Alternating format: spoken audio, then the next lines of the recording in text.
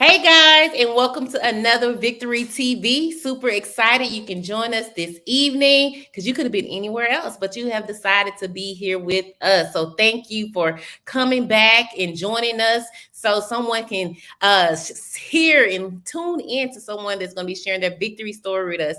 Victory TV with Charlette is a platform where authors, entrepreneurs, and community leaders, people that are impacting the community, come and share their victorious stories with us, how they are where they are in their life and how they are impacting people's lives as well. So without further ado, I have a lady here that's going to be sharing her journey, her story with us. She's been an entrepreneur since high school, you guys, and she's been hitting the ground running, making sure that her family and her business and the people that she come in contact with are successful. So that's super exciting to know that people are really out here making a difference, and she is one of them. So without further ado, I'm going to introduce to you guys Mrs. Brenda Ringwood. Hello, how are you? Hi, how are you? I'm good. Thanks for having me.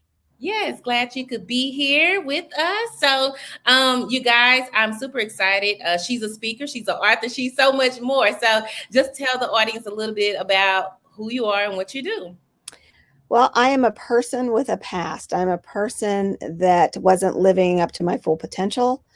I was letting fear, anxiety, other people's thoughts really dictate my life instead of dictating my own life. And I realized that I needed to change, and I did that. It was hard. It's a long story behind it, but if there's something you really want to do, you find a way to do it. And that's what I encourage others to do as well. So, Awesome, awesome. I liked how you put that. When I asked you the question, it was just really about it's like your inner strength, the part people don't see. mhm. That's the part you talked about. So I really like that part that you share with us. Next question. On the journey, how was you able to overcome those obstacles that you was facing? Well, I thought that had already overcome. I thought that being a business owner at a young age and working hard, the laborious hours, the no sleep, the sales that go along with it, the bookkeeping, everything that's included in owning your own business, I thought that I was already doing what I was supposed to be doing. And the reality was I wasn't, because, I just did a little promo about how many mistakes I'd made in my life. And from the outside looking in, I had the house, the cars, the family, the wonderful marriage. And it really wasn't that, because if you opened up my closet doors, everything was going to fall out. Under my bed was so cluttered. And that kind of life actually led me to incarceration. I ended up in a federal holding facility for 4 years. And that gave me the chance to evaluate myself, to say enough. Two things can happen. You either continue down the same path when you get out, or you can change. And I said, I'm not going to let this be a waste of my time. So during that time, I was able to focus on me. I was able to focus on my relationship with Christ, and I was able to change. And I was actually at peace. It was just completely unheard of to be at peace where I was at. And I also used that time to write 3 books. And when I got out, I decided I was going to publish them, and I decided I was going to hold my head up high, that I was not that person anymore. I was going to help others that were incarcerated and their families, and to try to educate the world about all aspects of it, the good, the bad, the ugly, anything that goes along with it. And it is a needed thing, but also some things that happen there are not needed. And I just decided I wanted to be an advocate for that, and I do that freely. It's all donation. I work for the Kansas Coalition for Sentence and Prison Reform as a field reporter, and I talk with the news folks, get involved in anything that's going on in the state of Kansas, and just kind of help the support system there.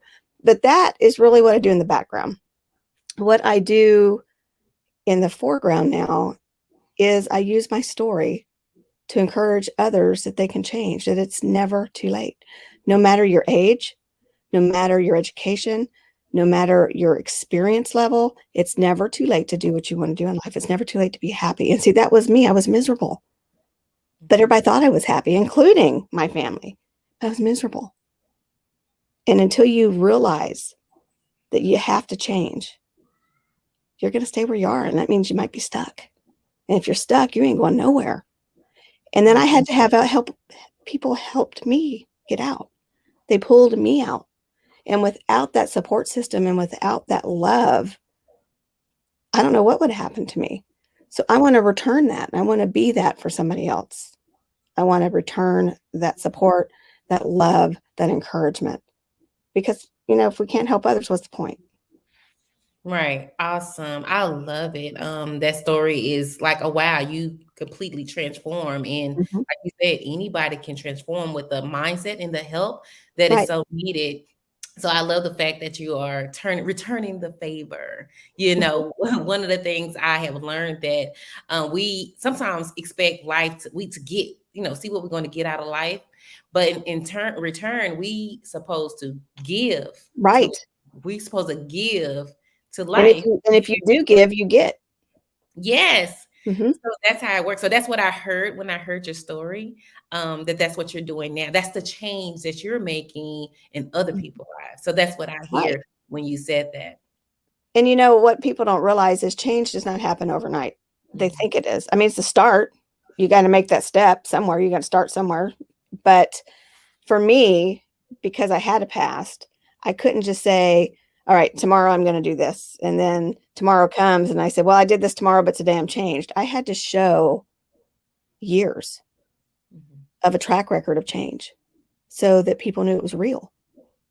Because you can put on that happy face and you can say, I'm not going to take that drink, or I'm not going to smoke that joint. I'm not going to take those drugs. I'm not going to beat my wife. I'm not going to go cheat on my spouse. There's so many things that you can say you're not going to do, but your actions speak louder. And I wouldn't say anything in the beginning. I'm just letting my actions prove it. And now that time has came and went for me, I'm now able to share that and to show that change is real. It can be real if you want it. Okay. And how has your family been supportive in that? I know we hearing about the change, but for someone who's trying to change right now, what would you say will be the aspect of your family, the family role? Be honest with them. And here's the thing is they really know you. You might think they don't, but they see it. One time I came home and my husband said, where are you? I was like, I'm right here. He pointed my head and he says, no, where are you at? You're not here. I was physically there, but I was mentally checked out. I was so busy, so consumed, so involved in that tangled web of lies that you tell others, lies that you tell yourself. But they knew it. They knew something wasn't right. They knew I was tired. I wasn't healthy. There was just so many things that were wrong with me that nobody bothered to really say until it was too late. So my thing with my family is they stuck with me through it all because we are very close. We love one another. We commit to one another. Me and Dennis have been married for 34 years, and he could have left me. He could have walked out, and he didn't. He stuck right there with me, came to see me every week for visits. All my family did. You could only have so many, but there wasn't a visit that went by that I didn't get to see anybody if those doors were open for visit. And they just continued to show that they cared. Not only that they cared, but they still believed in me. They said, my daughter wrote me a letter once and she says, Mom, I know the world thinks you're a criminal, but I don't. I saw how hard you worked. We love you anyways, and we're here for you. And she didn't have to do that. She could have jumped on that bandwagon of woe is me, look what happened, and kind of use that as an excuse, but they didn't. They stuck together. And that's one thing. If you have a family that loves you, cherish that. Because when I was in my own element, so I thought back then, I thought I had to do everything for myself. And to an extent you do. But I thought that the things and the job and the image and the reputation, I thought that was everything, but it's nothing. It's nothing. That family that you already have, that's what you fight for. That's what you work for. And if that job or whatever it is you're doing is causing to interrupt that happiness, then you better change jobs, because that is more important than any career. And that support system that, it's just a different kind of friendship. Yes, they're family, but they can still be your friends, and they're honest with you. Who else is going to tell you, no, you're not doing that, or I I don't like the way that looks on you, or, whatever. They're going to probably be the most honest with you. So my advice to anybody is to be honest. Okay. If you don't like what you're doing, tell them why. You don't have to be ugly. You don't have to be hateful. Tell them why. Tell them why you're unhappy. Tell them your ideas that you have that might fix it. And if it's not fixable, then you move on. You don't ruin the relationship. You just move on. That is my advice. That's good. Good stuff. I really yeah, I think family is the key. We Mhm. should value what we already have instead of Right. going to go get that's going back to go get stuff that's out there when we can be giving to the household that we That's right. already have.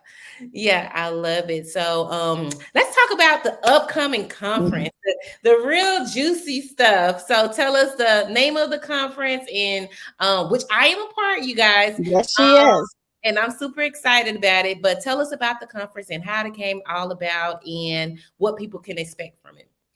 Well, it's called Becoming the Best You Can Be, Overcoming Challenges. The website is comechangeyourlife.com. We have a virtual coming up in November 5th through the 7th. Friday night is free. It's only $59 for the rest of the weekend. Very inexpensive for what you're getting. You have to invest in yourself sometimes. And there are over 30 people in this conference. That's a lot of speakers that have went through trials and tribulations, and they have success stories of what they went through, and they're going to tell you how they went through it and how they've stayed out of going backwards. And it's a conference about getting unstuck, about becoming the better version of yourself, the best version. And, we can all be better. You might already have that wonderful job, the great family, great finances, but you know what? You can be a better spouse. You can be a better daughter. You can be a better mother, grandmother, father, whatever it is that you are, you can always be better at it. And that's what this conference is about. It's also for those people who are stuck because of fear. They're letting fear, anxiety, low self-esteem, low income, they're letting things like that stop them from what they want to do. And again, if it's something you really want to go after, then you find a way. We tend to, if we want that drink or that Coke or that cigarette, we tend to find the money for that, right? So why can't we find it to go out and do what we want to do? Why can't we develop a plan that puts money in the bank for you to go out and do the things that you want to do? If it's to buy a house, if there's programs out there, there's all kinds of things that will let you be a first-time home buyer. And if that's what you want, then go for it. Go find a way. Go talk to somebody in the mortgage field and see how much money you need to save to do it, and then make a plan. If you don't want to be self-employed, but you think that you need a better job, then you need to see what it is that's going to create that opportunity for you. And, there's a lot of disappointment in this world, but we can use that disappointment to fuel and encourage ourselves to be what we want to be. All right, you guys heard it. Make sure you go check out the conference, the website. All that will be down below in the comment section. Definitely have those links down there for you. Can you tell us a little bit more about what you do as far as your business is concerned and how you are uplifting people in your community? Well, in my community, I tend to reach out to people who have been incarcerated, who are incarcerated, and their families, and try to give them the encouragement and some resources, not money resources and things like that, but connections, programs, attorneys, just some help that they might need in the community and in the state of Kansas, Missouri, Kansas City area. And on the federal level, I've helped people in other states as well. To find the help that they might need, and I'm part of a lot of groups for that.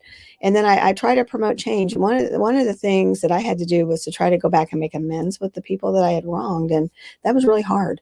And I couldn't do it till I was ready because I didn't want to face them. And I realized that I can't tell others to do that if I'm not willing to do it myself. So I contacted everybody. Some of them didn't contact me back. Some of them didn't want to talk to me. Some of them did. And that door is always open.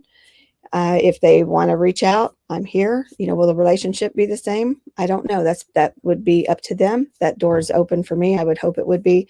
And I had to learn to not only forgive some of the things that happened to me, but I had to learn to forgive myself for the problems that I had caused. And that took time. So I try to teach people to forgive and to love. And once you do that, you kind of open up your own doors and you become free to move on and to do the things that you really want to do. So I donate a lot of my time doing a lot of speaking about that. I also hold conferences to help others to be able to reach the level of success that they want to do. And I also write books. Now, my books are fiction books. I like to escape reality, and they're fiction. One is it's called Restitution. It's here behind me, and it's about a female serial killer. It was wrote while I was incarcerated. And I have another one. This is a trilogy. The second one's getting ready to come out. And then I have another one called The Cloak that's about to come out. And it's kind of a horror genre. And like I said, I do this to escape reality. It gets my mind in a different direction. It allows me to reset and to let that imagination go. But they always tell you there's some truth in fiction. So there's some truth in every book that you read. I love it. I just want to say congratulations on your change. No, Transformation is not easy, no. but it can be done slowly, with support. So for those of you guys who know someone who is in transition or trying to make the change, be supportive Right. of them in that, because they're going to get the victory with or without you. But it does help when you have that supportive family and friend. I think that's a big thing. And if So, they're not supportive, find a different circle. yeah, ASAP. ASAP. And I think one of the things some people are afraid of is being alone. It's okay. That's the time to write a book. That's right. That's the time to find you and find that change within yourself. Because we, like Brenda said, we all are growing. We can be better, a better parent, a better co-worker, a better whoever, all around. And if we can't be, we can create the person who can be. That's right. So I love Don't it. give up on yourself. Don't beat up on yourself. I'm glad for you in your change. I want you to share words of wisdom before we get out of here of just your words of wisdom to someone that's watching and tuning in. My words of wisdom to you would be find your purpose. Search in yourself and find that passion, because if you're serving your passion and it's in your purpose, then you're going to be happy. And put happiness and love above money and the career and the things of life, because they really don't mean anything. In the long run, they really don't mean anything. So I encourage you to find that purpose, find that passion, and find that love. Be happy. Awesome. You guys heard it from Brenda Ringwood. Thank you for coming to share your victory story with us. I really appreciate you. We'll be back here next week again, you guys, same time, 7 p.m. Central Standard Time on this Sunday evening. So make sure you guys tune in. We have another message for you guys. So with that being said, we're going to talk to you guys later. Bye, guys. Thanks for having me, Charlotte. Oh, you're welcome.